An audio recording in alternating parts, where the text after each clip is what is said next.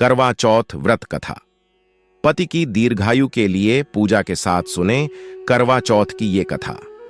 हिंदू धर्म में करवा चौथ के पर्व का विशेष महत्व है। इस दिन सुहागिन स्त्रियां पूरे दिन निर्जला उपवास करके पति की लंबी उम्र की प्रार्थना करती हैं। ऐसा माना जाता है कि जो स्त्री श्रद्धा पूर्वक व्रत और उपवास करती है उसकी सभी मनोकामनाएं पूर्ण होने के साथ पति को दीर्घायु का वरदान भी मिलता है। दिन भर निर्जला व्रत करने के बाद रात में चंद्रमा के दर्शन के पश्चात ही जल और अन्न ग्रहण करने का विधान है। करवा चौथ के दिन पूजन के कई नियमों में से एक इसकी कथा का पाठ करना भी है। मान्यता है कि जो भी स्त्री इस व्रत की कथा का पाठ करती है उसे सौभाग्य का वरदान प्राप्त होता है। आइए जानें इस संपूर्ण कथा के बारे में। करवा चौथ व्रत कथा। एक समय की बात है, एक साहूकार के 7 पुत्र और एक पुत्री थी। पुत्री अपने भाइयों की इकलौती बहन थी, इस वजह से उसे सभी भाई बहुत प्रेम करते थे। एक बार कार्तिक मास के कृष्ण पक्ष की चतुर्थी तिथि को साहूकार की पत्नी समेत उसकी 7 बहुओं और पुत्री ने भी करवा चौथ का व्रत रखा। रात्रि के समय जब साहूकार के सभी लड़के भोजन करने बैठे तो उन्होंने अपनी बहन से भी भोजन का आग्रह किया। इस बात पर बहन ने कहा कि भैया आज करवा चौथ का व्रत उसने भी रखा है और चंद्रमा के दर्शन के पश्चात ही कुछ खा सकती है। चांद के निकलने पर उसे अर्घ्य देकर ही वो अन्न और जल ग्रहण कर सकती है। साहूकार के बेटे अपनी बहन से बहुत प्रेम करते थे और उन्हें अपनी बहन का भूख से व्याकुल चेहरा देख बेहद दुख हुआ। अपनी बहन का ये हाल देखकर उन्हें ऐसा विचार आया कि यदि चंद्रमा जल्दी ही निकल आए तो उनकी बहन व्रत का पारण कर सकती है। इस वजह से साहूकार के बेटे नगर के बाहर गए और वहां एक पेड़ पर चरच कर अग्नि जला दी। घर वापस आकर उन्होंने अपनी बहन से कहा, देखो बहन, चंद्रमा निकल आया है, अब तुम अर्घ्य देकर भोजन ग्रहण कर सकती हो। साहूकार की बेटी ने अपनी भाभियों से भी चंद्रमा के दर्शन, चंद्रमा से प्रार्थना कैसे करें करके व्रत खोलने को कहा, लेकिन उनकी भाभियों ने इस बात से मना कर दिया और बताया कि अभी चांद नहीं निकला है, बल्कि उनके भाइयों ने प्रेमवश और बहन को भूख से व्याकुल देखकर ही नकली चांद दिखा दिया है।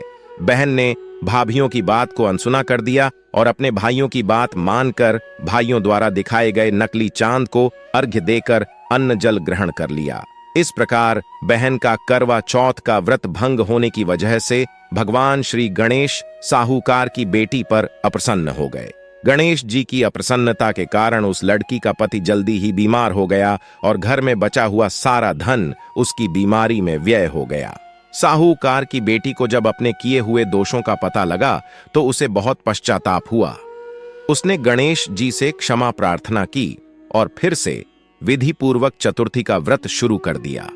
उसने विधि से पूजन करके चंद्रमा को अर्घ्य देकर अपना उपवास पूरा किया और वहां उपस्थित सभी लोगों का आशीर्वाद ग्रहण किया। साहूकार की निश्चल भक्ति और श्रद्धा को देखकर भगवान गणेश जी उस पर प्रसन्न हो गए और उसके पति को जीवन दान दिया। साथ ही उसे सभी प्रकार के रोगों से मुक्त करके धन, संपत्ति और वैभव से युक्त कर दिया। ऐसी मान्यता है कि करवा चौथ की पूजा तभी पूर्ण मानी जाती है जब पूजा के साथ इस कथा का पाठ किया जाता है।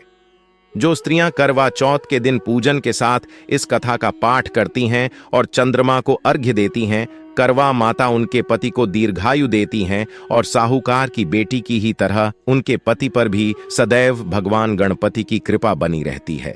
करवा चौथ के दिन इस व्रत का एक कैलेंडर सामने रखकर करवा माता का ध्यान करते हुए यदि स्त्रियां इस कथा का पाठ करती हैं और दूसरों को भी कथा सुनाती हैं तो उनका सौभाग्य अखंड बना रहता है।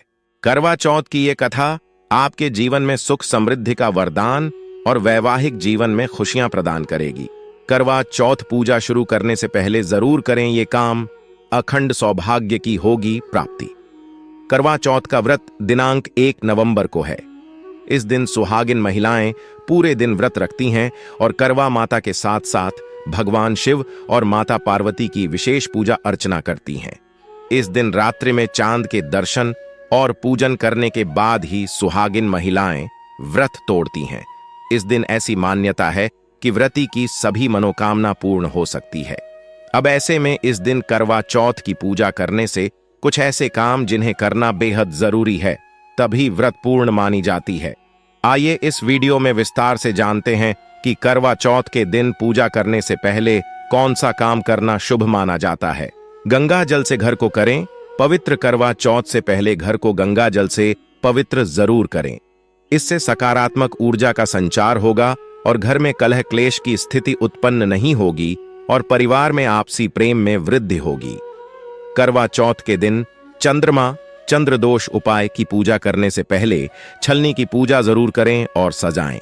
ऐसी मान्यता है कि छलनी से चांद और अपने पति को देखने से उनके साथ कभी किसी तरह का छल न हो सके और पूजा विधिपूर्वक संपन्न हो सके, साथ ही शुभ फलों की प्राप्ति हो सके। भगवान शिव और माता पार्वती की करें पूजा। करवा चौथ के दिन सबसे पहले ब्रह्म मुहूर्त में स्नान करें और मंदिर की साफ सफाई अवश्य करें।